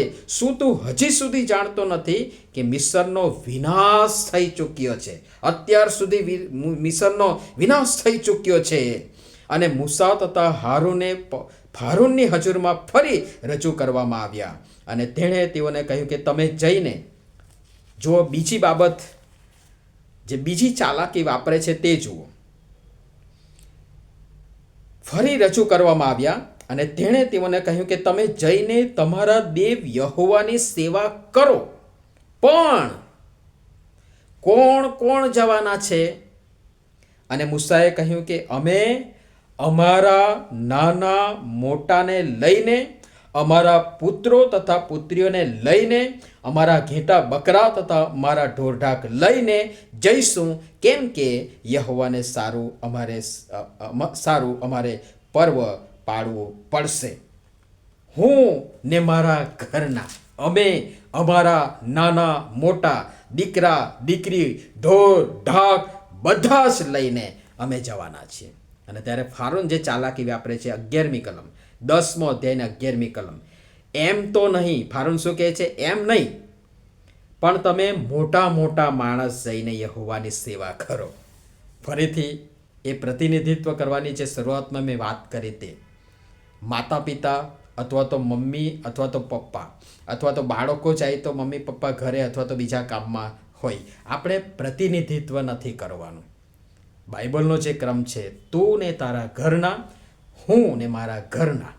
અને જુઓ, મૂસા અને હારૂન એ પકડી રાખે છે કે અમે અમારા નાના મોટા પુત્ર પુત્રીઓ, ઢોર ઢાક સહિત જઈશું. અને હારૂન રાજા જેવી વ્યક્તિઓ, વસ્તુઓ, બાબતો, એમાં આપણા સગા સંબંધીઓ પણ આવી જાય, મિત્રો પણ આવી જાય, અન્ય વ્યક્તિઓ પણ આવી જાય જેના પ્રભાવ હેઠળ આપણે છીએ. તે શું કહેશે કે ના તમે મોટા મોટા જાઓ ને, વડીલો જાઓ, ઘરડા જાઓ અને ભજન કરીને પાછા આવો. કેમ કે એ જ તમારી ઈચ્છા છે. અને તેઓને હારૂનની હજુરમાંથી કાઢી નાખવામાં આવ્યા. અને પછી ત્યાં તીડ આવે છે. તીડ પછી આખા દેશમાં અંધકારની વાત આવે છે. એવો અંધકાર કે ચો તરફ વ્યાપી રહ્યો અને તેઓ એકબીજાને દેખી શકતા નહીં. 3 દિવસ સુધી કોઈ પોતાની જગ્યાએથી ઉઠ્યું નહીં અને ઇઝરાયલ પુત્રોના સૌરવ ઘરોમાં અજવાળું હતું. મેં કહ્યું એ પ્રમાણે ચમત્કારો એટલા માટે કે ઇઝરાયલ પુત્રોને આમાંની કોઈ બાબત કનડતી નથી, પરંતુ આ બાજુ 10 અનર્થો, કારણ કે મિસર દેશમાં કાગારોડ મચ્યો છે. આ બાજુ અંધકાર છે, આ બાજુ અજવાળું છે. અને ફારોને મૂસાને તેડીને કહ્યું કે તમે જાઓ યહોવાની સેવા કરો. જુઓ, ત્રીજી જે ચાલાકી વાપરે છે તે 24મી કલમ 10મા અધ્યાયની 24મી કલમમાં લખ્યું છે. શું કહે છે? તમે જાઓ યહોવાની સેવા કરો, માત્ર તમારા ઘેટા બકરા તથા તમારા ઢોરઢાક અહીં રહેવા દો. બાળકોને પણ તમારી સાથે લેતા જાઓ. તમે જાઓ, નાના મોટા દીકરા દીકરીઓ બધા જ જાઓ, ઢોરઢાક રહેવા દો. એટલે તમારું એ ધન છે, એ ધન તમારું મિલકત, તમારી સંપત્તિ હશે ત્યાં જ તમારું ચિત્ત પણ રહેશે. એટલે પાછા આવવાની વાત છે જ. જો કેટલી ચાલાકી વાપરે છે. ને શેતાન પણ આ જ રીતે આપણને ચાલાકી વાપરીને ઈશ્વરનું ભજન કરતા આત્માથી તથા સત્યતાથી, પવિત્રતાની સુંદરતાએ જે ઈશ્વરનું મોકળા મને ભજન કરવાની વાત છે, ઈશ્વરને ને ઈશ્વરના લોક સાથેની સંગતનો આનંદને આશીર્વાદની વાત છે, એ કરતા અને આપણને રોકે છે.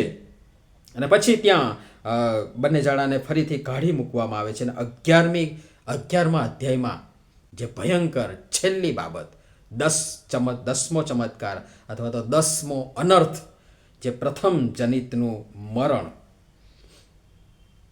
ની વાત આવે છે, એ ત્યાં થાય છે. અને બંને જણાને ત્યાં બહાર કાઢી નાખવામાં આવે છે. અને 12મા અધ્યાયમાં પાસ્કા પર્વની પણ વાત આવે છે. અને સાથે સાથે સંસ્કાર અને જે રીતે પાળવાની એ બધી બાબતો ત્યાં જણાવવામાં આવે છે. એમાંથી પણ કેટલીક બાબતો આપણે જોઈશું. 12મા અધ્યાયમાં 11મી કલમ, તે તમારે આ પ્રમાણે ખાવું, એટલે તમારી કમર બાંધીને, તમારા પગરખા પહેરીને, તમારી લાકડી તમારા હાથમાં લઈને ખાવું, અને તમારે તે જલ્દી ખાઈ લેવું. તે યહોવાનું પાસ્કા છે. પછી 13મી કલમ, તમે જે ઘરમાં રહો છો તે ઉપરનું રક્ત તમારા લાભમાં ચિહ્નરૂપ થશે. ને જ્યારે હું મિસર દેશ પર મરો લાવીશ ત્યારે હું તે રક્ત જોઈને તમને ટાળી મૂકીશ. 14મી કલમ, આ દિવસ તમને સ્મરણાર્થે થાય ને તમારે યહોવા પ્રત્યેનું પર્વ પાડવું, વંશ પરંપરા તમારે નિત્યના વિધિથી તે પાડવું. અને પછી ખમીરની વાત કરવામાં આવી છે. અને 17મી કલમ 12 અને 17, તમારે 2 ખમીર રોટલીનું પર્વ પાડવું, કેમ કે એ જ દિવસે હું તમારા સૈન્યો મિસર દેશમાંથી કાઢી લાવ્યો છું. એ માટે તમારે વંશ પરંપરા એ દિવસને નિત્યના વિધિથી પાડવો. અને ત્યાં બધી બાબતો લખવામાં આવી છે. આપણને પણ વાલાઓ મિત્રો, મિસર દેશની ગુલામગીરીમાંથી ભલે નથી કાઢ્યા, પરંતુ પાપની નાશની વિનાશની ગુલામગીરીમાંથી મને ને તમને ઈશ્વરે કાઢ્યા છે. માટે નિત્યની વાત ત્યાં આવે છે. વંશ પરંપરા એ જે સંગત, ઈશ્વરનું ભજન કરવાનો આનંદ ને આશીર્વાદ છે, એમાંની એક પણ તક હું ને તમે જતી કરી શકતા નથી. આગળ ઘણી બધી બાબતો ત્યાં લખવામાં આવી છે. જુફાની વાત કરવામાં આવી છે, રક્ત બારશાક પર છાંટવાની વાત છે, અને એ બધી બાબતો ત્યાં જોઈ શકીએ છીએ. 26મી કલમમાં લખ્યું છે 12 અને 26, એમ થશે કે જ્યારે તમારા છોકરા તમને પૂછે કે સંસ્કારનો અર્થ શું છે, ત્યારે તમારે એમ કહ્યું કે એ યહોવાનો પાસ્કા યજ્ઞ છે. કેમ કે જ્યારે તેણે મિસ્રીઓ ઉપર મરો આણ્યો ને આપણા ઘરો બચાવ્યા, ત્યારે તેણે મિસરમાં રહેનાર ઇઝરાયલ પુત્રોના ઘરોને ટાળી મૂક્યા, ત્યારે લોકોએ માથું નમાવીને ભજન કર્યું. ચમત્કાર વગર નમસ્કાર નથી.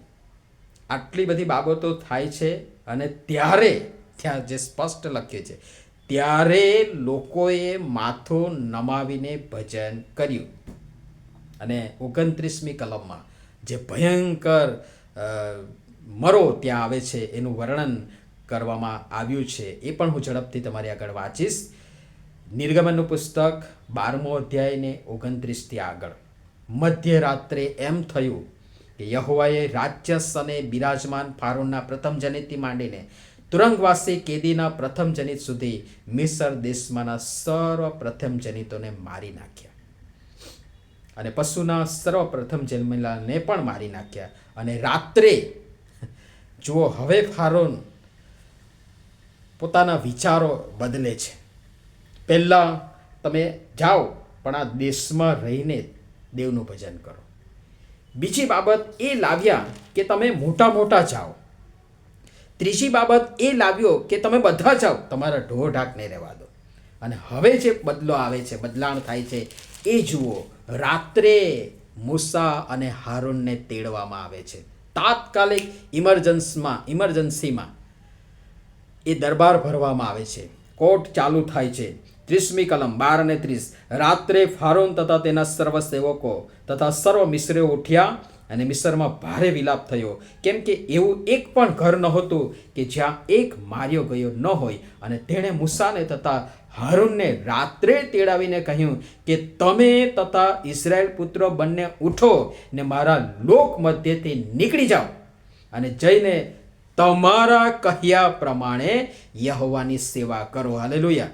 અને 32મી કલમ લખ્યું છે, તમારા કહ્યા પ્રમાણે તમારા ઘેટા બકરા તથા ઢોર ઢાક લેતા જાઓ અને મને પણ આશીર્વાદ આપો. પ્રેઝ ધ લોર્ડ ને હાલેલુયા. આ છે બદલાણ. પણ એ હદ સુધી મારે ને તમારે જવું પડશે. એક પ્રયત્ન, બીજો પ્રયત્ન આપણે પડતો મૂકીએ છીએ, ત્રીજા પ્રયત્ન સુધી પણ આપણે નથી જતા, એનો સામનો નથી કરતા. લખ્યું છે કે શેતાનની સામે થાઓ અને તમારાથી દૂર ભાગી જશે. આ હદ સુધી મારે તમારે જવું પડશે. મૂસા અને હારૂન ઈશ્વરની સહાયથી એની આજ્ઞા માનીને હારૂન જેવા હઠીલા દુરાગ્રહી એ રાજાનો પ્રભાવ હોવા છતાં પણ, એનું હઠેલું હૃદય હોવા છતાં પણ સતત તેમની આગળ હજુરમાં ગયા, રજૂઆત કરી, અને સતત છેક સુધી તેઓ ટકી રહ્યા. એમને પણ બીક તો લાગતી હશે કે રાજા ઘડીકમાં હુકમ કરશે અને અમને મારી નાખશે, પણ ઈશ્વર પર ભરોસો હતો. કારણ કે ઈશ્વરે વચન આપ્યું, હું યહોવા સર્વસમર્થ ઈશ્વર તમારી સાથે છું. અને આગળ એ પણ કહ્યું છે કે એ આ હદ સુધી જશે, એનું હૃદય હઠીલું થશે, એ નહીં જવા દે, પણ પછી છેલ્લે બળવાન હાથથી અને લંબાવેલા ભૂસથી એ તમને મોકલશે, હાંકી કાઢશે. અને તેથી આ પરિસ્થિતિ આપણે અહીં સુધી નથી જતા. પહેલો પ્રયત્ન, બીજો પ્રયત્ન, પછી પડતું મૂકીએ છીએ, રહેવા દે. પણ આ હદ સુધી મારે તમારે જવું પડશે. અને ત્યારે એ વિરોધ કરનાર, અટકાવનાર, નુકસાન કરનાર, અને બીજી તરફ આપણું ધ્યાન ડાયવર્ટ કરી દેનાર વ્યક્તિ, વસ્તુ, બાબતો એ પણ કબૂલ કરશે કે તમે તમારા કહ્યા પ્રમાણે જાઓ, યહોવાની સેવા કરો, તમારા કહ્યા પ્રમાણે તમારા ઘેટા બકરા ઢોર ઢાક, તમારી ઉપલબ્ધિ, તમારી સમૃદ્ધિ, તમારા તાલંતો, તમારા કૃપાદાનો, તમારી આવડતો લઈને ઈશ્વરનું તમે આત્માથી તથા સત્યતાથી ભજન કરો. રોકનારી બાબતો, અટકાવનારી બાબતો પોતે કબૂલ કરશે કે તમારા કહ્યા પ્રમાણે તમે જાઓ અને મને પણ આશીર્વાદ દો. અને આ હદ સુધી મારે તમારે જવું પડશે, સામનો કરવો પડશે. અને એ ત્યારે જ શક્ય બનશે કે જ્યારે ઈશ્વરની સમક્ષતામાં હું રહીશ, ઈશ્વરની આધીનતામાં હું રહીશ, ઈશ્વર સાથેનો મારો વ્યક્તિગત જે સંબંધ છે, સંગત છે, એ અને એની સાથે ઈશ્વરના લોક સાથેની જે સંગત છે, સંબંધ છે, એ હું મજબૂતાઈથી પકડી રાખીશ. એને હું પડતી મૂકીશ નહીં, એને હું નિયમિત રાખીશ, તો એ બધી બાબતો શક્ય બનશે. અંતે બીજી 2-3 વાતો કહીને હું આ અભ્યાસ બંધ કરવા માટે પ્રયાસ કરીશ. હિબ્રુઓના પત્રમાં 10મા અધ્યાય જે બહુ પ્રચલિત શાસ્ત્ર ભાગ છે, અને એમાંથી પણ કેટલીક બાબતો જોઈએ તો ત્યાં લખ્યું છે, હિબ્રુઓના પત્ર 10મો અધ્યાય ને તેની 19મી કલમથી આગળ, મારા ભાઈઓ, તેણે એટલે કે પ્રભુ ઈસુ ખ્રિસ્તે આપણે સારું પડદામાં થઈને એટલે પોતાના શરીરમાં થઈને એક નવો તથા જીવતો માર્ગ ઉઘાડ્યો છે.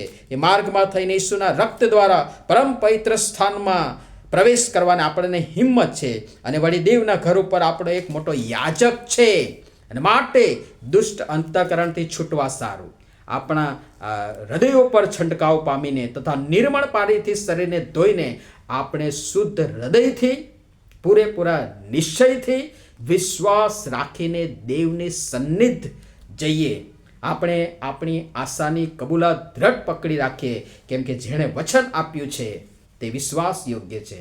અને પ્રેમ રાખવાને તથા સારા કામ રાખવાને તથા સારા કામ કરવા અરસપરસ ઉત્તેજન મળે માટે આપણે એકબીજાનો વિચાર કરીએ.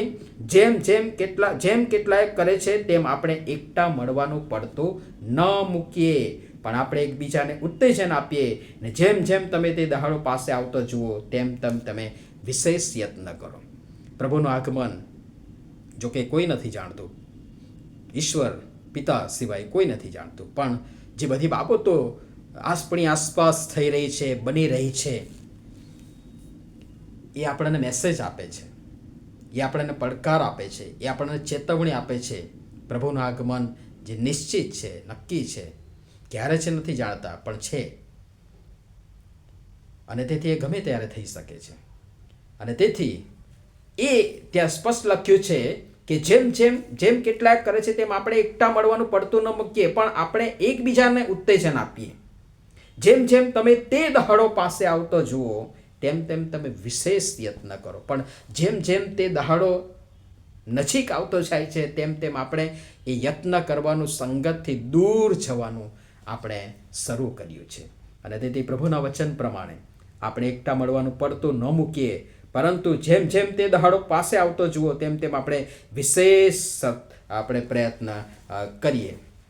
અને એની સાથે લુકની લખેલી સુવાર્તામાંથી પણ 1-2 વાતો કહીને હું મનન બંધ કરવા માટે પ્રયાસ કરીશ. 14મો અધ્યાય અને તેની 15મી કલમથી ઘરે જ સમય મળે ત્યારે એનો અભ્યાસ કરજો.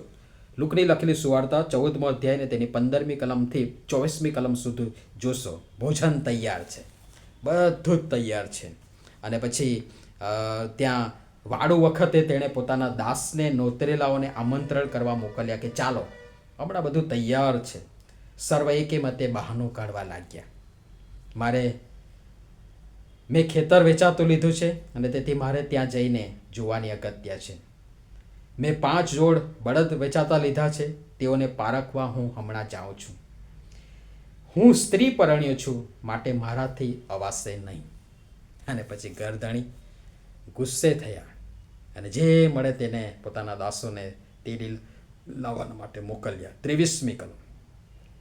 ધણીએ દાસને કહ્યું કે સડકે તથા પગથિયે જઈને તેઓને આગ્રહ કરીને તેડી લાવ કે મારું ઘર ભરાઈ જાય, કેમ કે હું તમને કહું છું કે પેલા નોતરેલા માણસોમાંના કોઈ પણ મારું વાળું ચાખશે નહીં. બહાના નહીં, દલીલ નહીં. સમય ખૂબ જ ભૂંડો અને ખરાબ આવી રહ્યો છે, શરૂ થઈ ગયો છે. પ્રભુનું વચન પોકારીને આપણને કહે છે કે આ પણ હવે આપણી પાસેથી લઈ લેવામાં આવશે.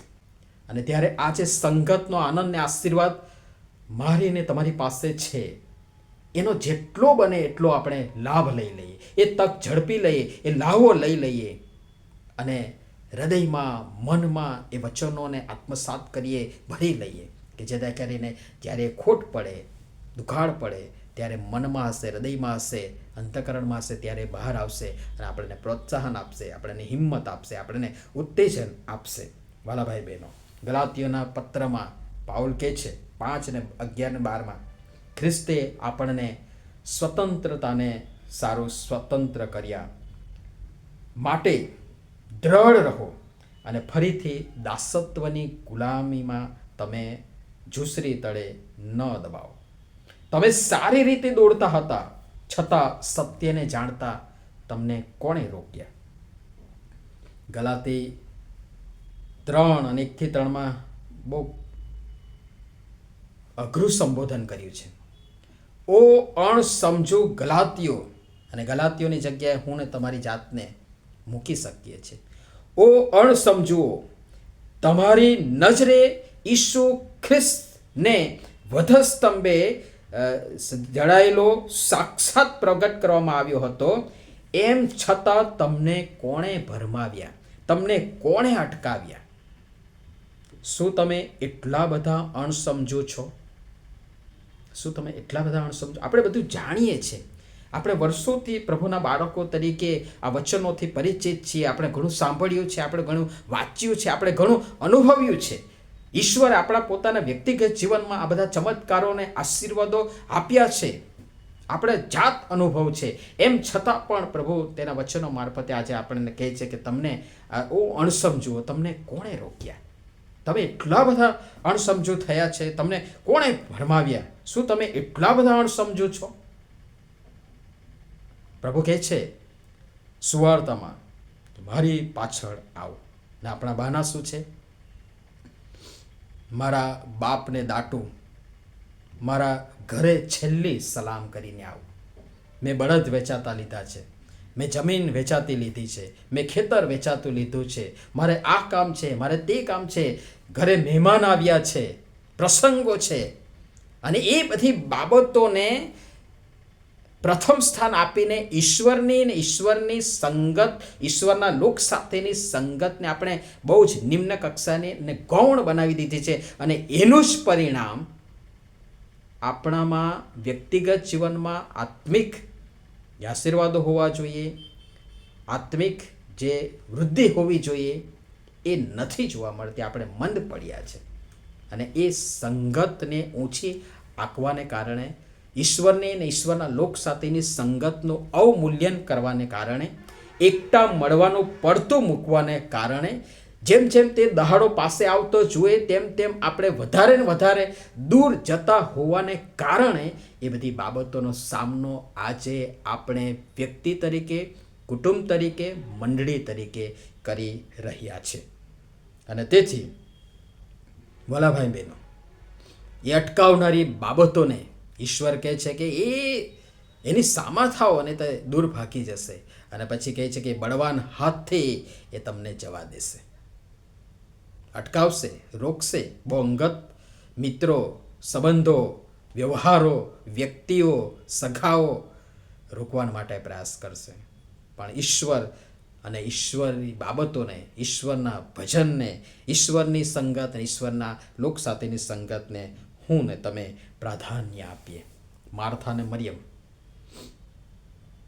જેણે સારો ભાગ પસંદ કર્યો હતો, એમ હું અને તમે પણ વાલા ભાઈ બહેનો સારો ભાગ પસંદ કરીએ અને જેટલું પણ ભાથું મળે એટલું ભેગું કરી લઈએ.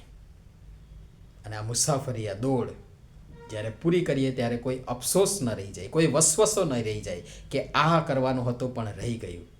અને તેથી ઈશ્વર જે કૃપાનો સમય મને ને તમને આપી રહ્યા છે, આ 2025ની શરૂઆતમાં, આ વર્ષ માટે આપણે એ નિશ્ચય કરીએ, નિર્ણય કરીએ કે 2024માં જે હું નથી કરી શક્યો કે નથી કરી શકી, મેં સંગતનું અવમૂલ્યન કર્યું છે, ઈશ્વર સાથેના સંબંધને અને વ્યવહારને અને સંગતનું અવમૂલ્યન કર્યું છે અને તેને ગૌણ બનાવી દીધું છે. પ્રભુ મને માફ કરો.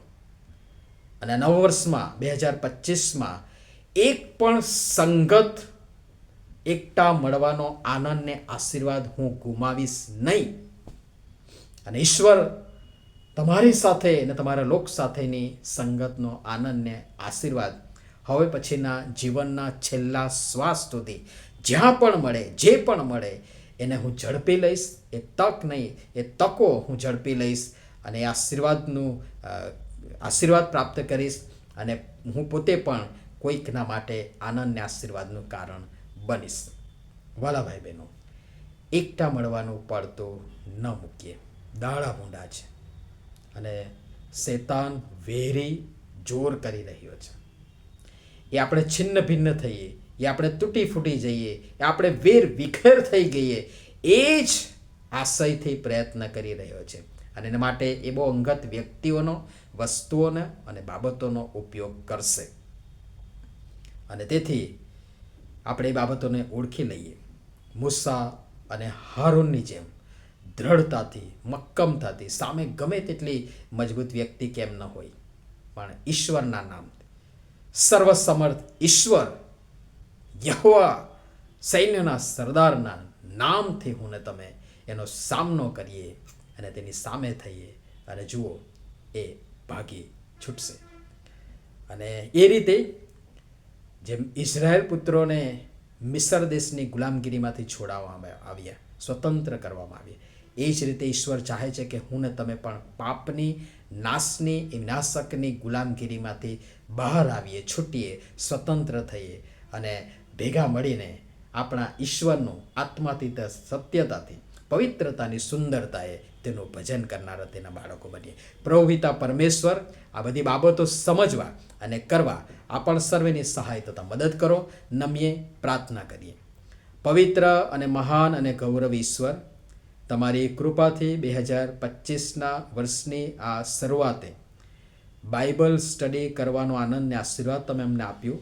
ટેકનોલોજીના માધ્યમથી અમારા ટેકનિકલ ટીમના જુવાનો અને ભાઈ બહેનોની મહેનત થકી પ્રભુ અમે આ લાહવો લઈ રહ્યા છે, આશીર્વાદ પ્રાપ્ત કરી રહ્યા છે અને જુદી જુદી જગ્યાએથી પ્રભુ અમે તમારામાં એક થયા છે, એકત્ર મળ્યા છે. ત્યારે પ્રભુ અમે તમારો આભાર માનીએ છીએ.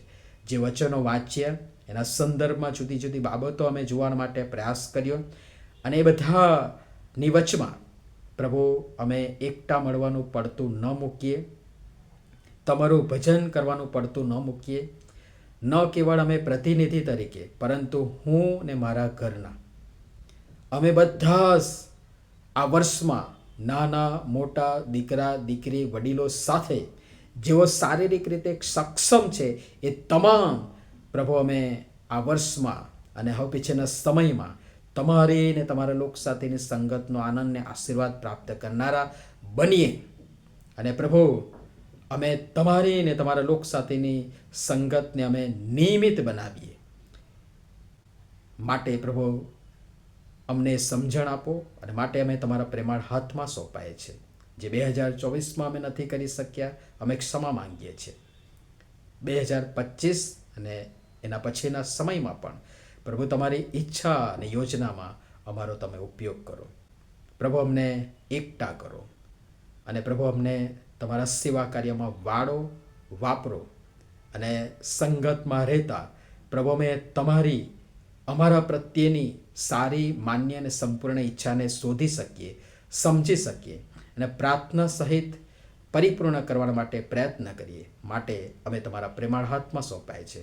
પ્રભુ ઈસુના લીધે અમારી પ્રાર્થના સાંભળો અને આમ સર્વનો સ્વીકાર કરો બાપ. આમીન. Thank you. God bless you. Good night.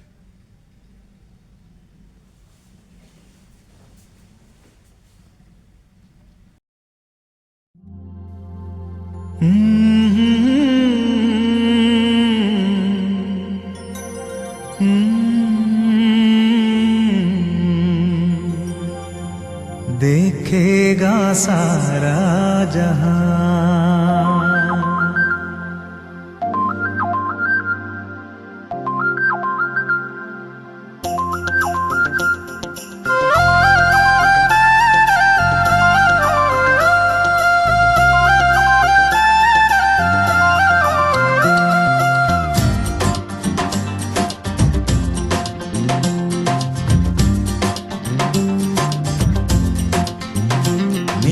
आसमां के पार जाएंगे, मेरा यीशु रहता वहाँ. नीले आसमां के पार जाएंगे, मेरा यीशु रहता वहाँ. हम मिलेंगे बादलों पर, हम मिलेंगे बादलों पर, देखेगा सारा जहां. नीले आसमां के पार जाएंगे, मेरा यीशु रहता वहाँ. नीले आसमां के पार जाएंगे, मेरा यीशु रहता वहाँ.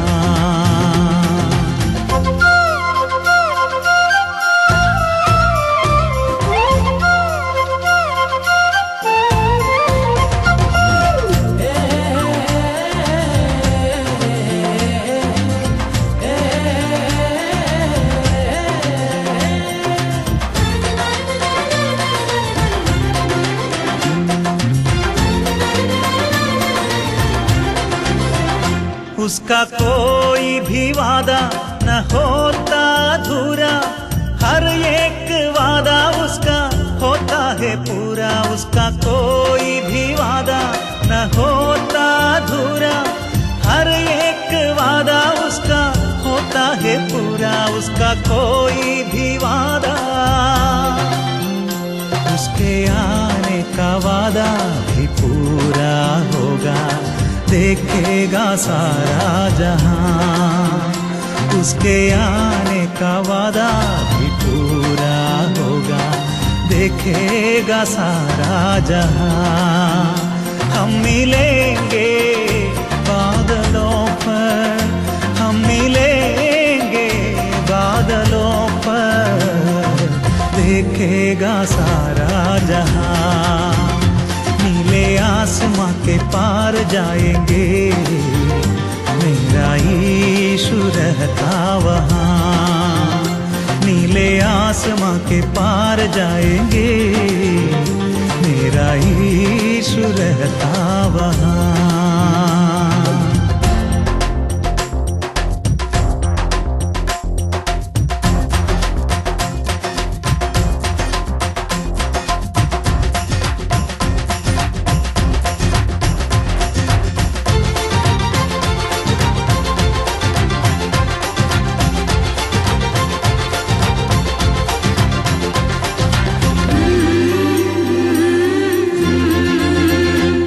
विश्वास है मेरा जो होगा पूरा, सपना ये मेरा न रहेगा अधूरा। ये विश्वास है मेरा जो होगा पूरा, सपना ये मेरा न रहेगा अधूरा। ये विश्वास है मेरा, तेरे संग हम रहेंगे अपने यीशु के, देखेगा सारा जहां। तेरे संग हम रहेंगे अपने यीशु के, देखेगा सारा जहां। हम मिलेंगे बादलों पर, हम मिलेंगे बादलों पर, देखेगा सारा जहां। नीले आसमां के पार जाएंगे, मेरा यीशु रहता वहाँ। नीले आसमां के पार जाएंगे, मेरा यीशु रहता वहाँ। हम मिलेंगे बादलों पर, हम मिलेंगे बादलों पर, देखेगा सारा जहां, देखेगा सारा जहां, देखेगा सारा